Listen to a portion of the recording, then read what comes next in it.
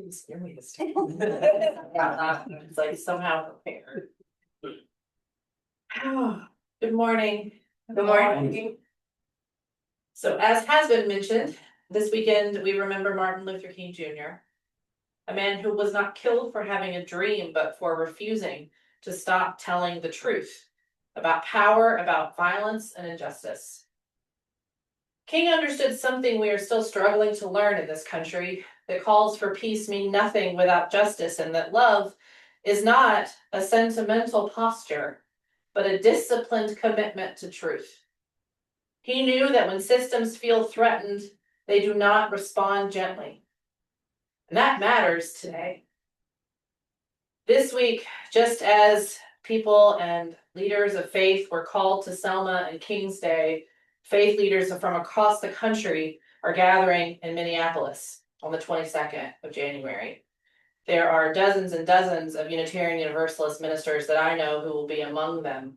There's such a strong call that our Unitarian Universalist Service Committee is committing to paying $1,000 of travel for any clergy member who is preparing to go. My job is still my job, so I won't be joining them, but my heart and my prayers are with them. I almost mentioned it in Joys and Concerns and thought, well, it's already written in your sermon, so give it to them. But it feels very pressing in this moment. I know several people who live in Minneapolis, some of them who fled Tennessee because of their trans family members to go somewhere safer. And when you talk to them about what's happening in their city, they're describing the conditions plainly to a person. They are describing it as being at war. I don't use that language lightly. It scares me. But neither am I willing to pretend we are witnessing ordinary conflict. We are watching a collision of state violence, of manufactured narratives, and a community refusing to be silent about what's being perpetrated all around them. This morning, I'm not here to calm us down, clearly, or smooth things over. I always want to tell the truth, if I can, about the moment we are in, and to speak from a faith that refuses abandonment, even when justice feels unfinished and the cost of telling the truth can be high. This talk I'm about to give you in itself is about universalism. The idea that all are included, all are sacred, and all are held in ultimate love. In a time like this, I think remembering that, what I believe to be an ultimate truth is paramount, because we cannot afford to see anyone as separate from us. Not those being kidnapped by ICE, nor those who are in a trance of power that allows them to perpetuate such acts. So as an entry point, just to take it down a little bit from where I started, I'll do what I often do. I'm going to tell you a little bit of a story about my own life. And I'm going to begin somewhere else where grief has been held without excuse or explanation. A few months ago, some of you may have remembered me mentioning I was heading to a funeral. This was a funeral in an Eastern Orthodox church. And I was heading there knowing I did not belong there anymore. If you don't know what Orthodox Christianity is, if you're not familiar with Eastern Orthodox as a term, you may have seen churches, Greek churches or Russian churches. The church I grew up in was Antiochian, meaning everybody there was Arab, clearly except for me and my family. But these are churches with incense and icons, priests in gold vestments, chanting in most churches, both in English and in the language of whatever ethnicity that denomination belonged to. This tradition shaped my childhood and my sense of the sacred, my understanding of beauty and ritual, and I left it, clearly, in my 20s. I had never truly aligned with it theologically, but after I came out as a queer person, I was no longer welcome in the sacraments. In that tradition, the sacraments are understood as the most direct points of connection between human beings and God. These are practices like communion or confession, funeral, baptism. They're understood as more than symbolic gestures. They're the places where divine grace meets the body most fully. To be excluded from them is not a matter of etiquette or disagreement. It's an embodied declaration about who is allowed to draw near to God. So that exclusion I experienced wasn't subtle. The boundaries were made clear, and I will be honest, the harm was real. But that was a long time ago, and friends, I am good and whole now as I speak to you about this. And still, the liturgy and worship of Orthodoxy has always, in spite of all of that, been something that I have deeply loved, and to this day remains something that I deeply miss. So I entered this funeral weekend grieving the sudden loss of a family member and also pretty wary, because I was stepping into a community that once felt like home, but where I knew that I no longer belonged. I carried grief for the person who had died and grief for a church that had shaped me but could not hold all of who I am. But what I didn't know at the top of this experience was how this return would challenge what I thought I had left behind. The weekend itself was long. Because the person who had passed away was a priest, there were two funerals. There was the funeral for the priest, and then the regular funeral. These were over 2 days. In between, there was a liturgy, which is a typical Sunday service. There were hours and hours of visitation in the sanctuary where his body was.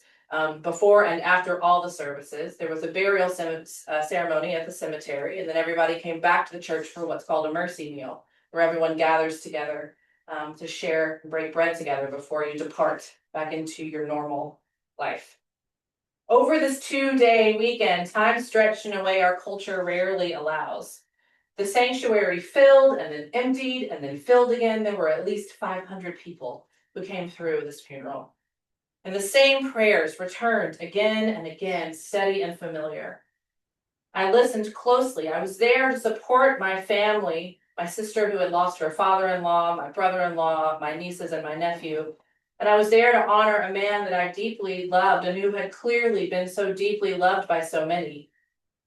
And what surprised me most as I was listening, kind of in this new place of observing, right, was not what was preached in the homilies or even the words that were recited in the chanting, but it was this sense that no one felt the need to explain. Because nothing in the services was trying to explain death away. Nothing in the service tried to make the grief smaller or more manageable. Instead, everything seemed to say the same quiet thing. Stay. Sit with this. Do not turn away. Let sorrow be what it is, and let beauty keep company with it. Now, somewhere in the middle of all of this, I realized something pretty unexpected, which was that every word of worship was still in my body. Every hymn, every prayer, every embodied movement of crossing myself, of bowing, standing. I didn't hesitate. I didn't need to remember. My body knew exactly what to do.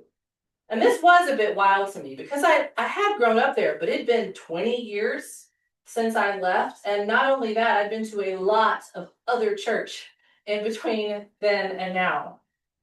And yet, whatever had been denied to me in that place, whatever I had lost, it was clear that something deeper had stayed. What met me that weekend was not doctrine, it was mysticism. It was an encounter with a sense of the holy, a sense that beauty can exist alongside grief, that creation itself participates in holding sorrow, that death is not met with abandonment, but presence. Now, when I found Unitarian Universalism years ago, it did feel like coming home. Not because it resolved my questions or offered certainty, but because it gave me permission to ask honestly, just like your sign out front states. It named something I had been caring for a long time without language, something I had always believed, but had never quite given myself the chance to articulate. I became a universalist in name and then realized slowly and with a bit of surprise that I had always been one. What changed was not my instinct toward inclusion or my trust in love. What changed was that I no longer had to defend those instincts as naive or dangerous.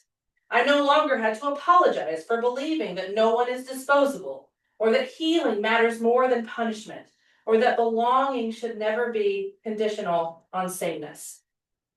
And it was only after returning to that Orthodox funeral, only after encountering mysticism and beauty head on again, that I felt ready to take a long look backward rather than forward. To ask not just what I believed, but where had those beliefs been formed? To search my own religious history, not for dogma, not anymore, but for seeds. I realized that the universalism I now claimed openly had been shaped long before I ever called myself a UU. It had even partially been shaped by a tradition that understood salvation as a journey of healing, not transaction, by a worship life that trusted that repetition, that beauty, that the body carried truths the mind alone could not hold, by a mysticism that refused to grant abandonment the final word, even when the exclusion I had experienced was very real. Now, noticing this truth did not undo the harm I experienced. It did not resolve the exclusions that drove me away, but it helped me see that my universalism was not a rejection of everything that came before. It was a continuation. It was a deepening, a truth that had been planted early, even if it could not fully grow there. So sitting with that realization, I found myself asking a question that I had not expected to ask. If my universalism did have roots in my own religious history, was there any room for it somewhere within orthodoxy itself? And if so, was there still room for some orthodoxy in me? Yikes. I ask these questions knowing undoubtedly that Unitarian Universalism is and will continue to be my spiritual home, and also that I am not seeking to return to a tradition that could not fully hold me. But I am no longer interested in pretending that the past has nothing to teach me. I am learning to ask what wisdom formed me, even in places where I could not stay, and how that wisdom might be carried forward without reclaiming the harm that came with it. So that realization sent me searching for its roots, to see if those roots could even be located in the Orthodox traditions that formed me. That search, powered by Google, Universalism, Orthodoxy, and my father, who was an Orthodox priest, it quickly led me to one spot. It was basically, I Googled it, said Orthodoxy, Universalism, and it was like St. Gregory of Nyssa. So I did a little digging, and then I said, hey, Dad. And he was like, yep, sin, period, sin. And I was like, okay. Yeah, he didn't really want to talk about it, but he confirmed that I was going to find what I was looking for. What I learned was that St. Gregory of Nyssa was a 4th century Christian theologian writing from the early church. One of his most important works has been titled On the Soul and Resurrection. And fittingly enough, considering my recent experiences, it was a dialogue shaped by grief. Gregory, in the writing, is mourning the death of his brother, the celebrated liturgist Saint Basil. Basil is Saint Basil the Great, the Orthodox Church, so that means Gregory has clout in my church of origin, being Basil's brother. And in this writing, he's recounting a dialogue with his sister Macrina, who is herself nearing the end of her life. And she speaks to him not to silence that grief, but to remain with it. She says, you are suffering from a grief which is natural and unavoidable. She tells him, insisting that it should not be suppressed by force, but gently accompanied toward healing rather than punishment. In his writing, Gregory tells us that sin is not a crime demanding eternal punishment. It sounds like universalism to me. It's an illness to be healed. He describes judgment not about the sorting of the worthy from the unworthy, but about it being medicine as part of the long work of restoration. Gregory insisted that evil had no real substance, no eternal substance. What is broken is real, harm is real, suffering is real, but none of it is ultimate. Encountering this text, so exciting to me. Again, it felt like a homecoming. It carried with it a deep sense of recognition. Many of us have left places we loved because staying would have meant losing ourselves, only to discover later that what truly formed us never actually let us go. And this was one of those moments for me. Gregory gave theological language to what my body had known in that funeral space. The mysticism I loved was never opposed to universalism. Perhaps it was part of its soil. The beauty, the refusal to rush grief, the insistence on staying in relationship, even in death, all of it pointed toward a universe that does not abandon what it loves. And this is what universalism names. It is not a preference or a personality type, it's a claim about the shape of reality itself. It says love is not conditional, healing is not selective, and that nothing which exists does so outside of the reach of restoration. Whenever or wherever we find ourselves refusing abandonment, wherever we insist that harm is not the end of the story, universalism is at work. Now, our Universalist ancestors earned their name because they dared to make a radical claim in their own time. They proclaimed that God's love was not limited, that access to heaven was not reserved for the pure, the powerful, or the properly believing. They trusted that the immensity of God's love meant no one was barred from grace, no matter who they were or what they had done. And that claim mattered deeply in a world shaped by fear, by punishment, by exclusion, which sounds pretty familiar, doesn't it? While our language has changed, the heart of that conviction has not. Universalism, however, it's not primarily a belief about the afterlife. I would say it's a claim about the nature of reality. It is the trust that the deep structure of the universe bends towards healing rather than punishment, toward communion rather than exclusion. Universalism, it turns out, is ancient. It's older than our institutions. It is a recurring human intuition that surfaces whenever people sit long enough with love to notice its persistence. Again and again, across time and culture, the same truth emerges. Love does not give up. Universalism is not only ancient, it is indeed urgent. We live in a world that sorts and discards with frightening speed, a world that tells us some people are beyond repair, that some harm is final, that people can be canceled, that some grief must be borne alone. We are trained to believe that exclusion is inevitable and abandonment is normal. But universalism is the trust which is that nothing that has been loved into existence is ever thrown away. That restoration is not naive optimism, but the deep logic of reality itself. That healing may be slow and painful and incomplete in our lifetime, but it is still the direction in which all things are drawn. What I experienced at that Orthodox funeral was not a theological agreement between myself and the church. It was a theological truth enacted, a refusal to let grief sever belonging, a commitment to beauty in the presence of death, a trust that love keeps working to make things whole again. It was doing that work in me. Unitarian Universalism gives me a home where I can name that truth clearly and live into it faithfully. It gives me a language for an ancient wisdom that still matters now. It gives me a community where universalism is not just believed, but practiced. One of the beautiful things about Unitarian Universalism is how many of us arrive here from different religious traditions, carrying very different stories about where we've come from. But I don't think it's an accident that we ended up here.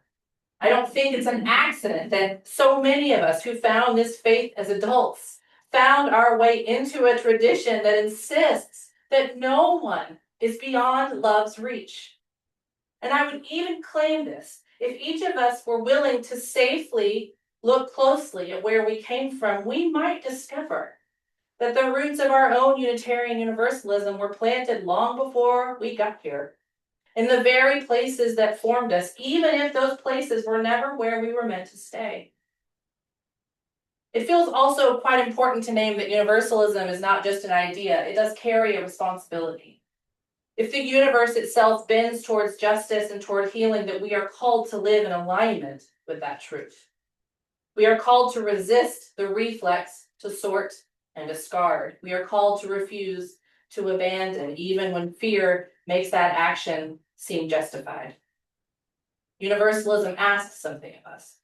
It asks us to practice inclusion, not as politeness, but as faith. It asks us to refuse the stories that say some people are beyond repair. It asks us to build communities where no one is asked to amputate parts of themselves in order to belong. To live as a universalist is to believe that exclusion is a lie, even when it's a convenient one. It is to choose again and again to cooperate with the healing the world is already trying to do. This does not mean denying harm. It does not mean pretending grief will resolve neatly. It means staying. It means trusting that love is more persistent than fear and that communion is stronger than abandonment.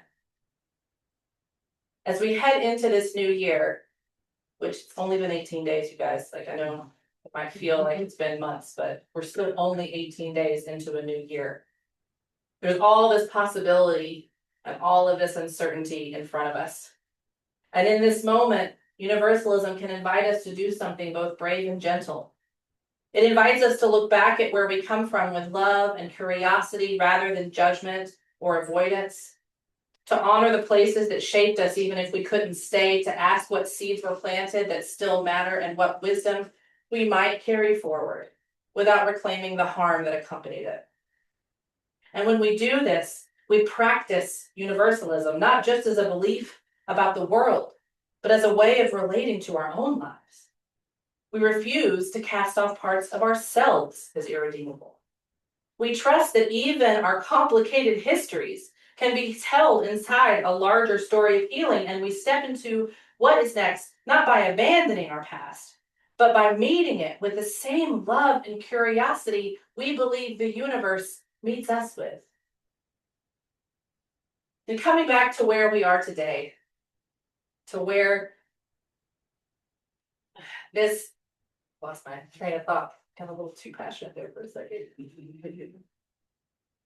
I'll say this. Universalism also refuses to let violence have the final word over who we become. It refuses to let our moral imagination collapse into hatred or despair. It insists that even as we demand justice, we do not surrender our belief that transformation is possible and that cruelty is not the deepest truth about anyone. Nothing which has been loved into existence is ever finally thrown away. Not the dead, not the estranged, not the parts of ourselves we were told that did not belong. Universalism is ancient, it is urgent, and it is asking something of us now. May we be a people who live as if the world truly does insist on healing. May we become communities that make that insistence visible. And may we trust even in grief, even in uncertainty, that love is the persistent truth, holding us up. May it be so.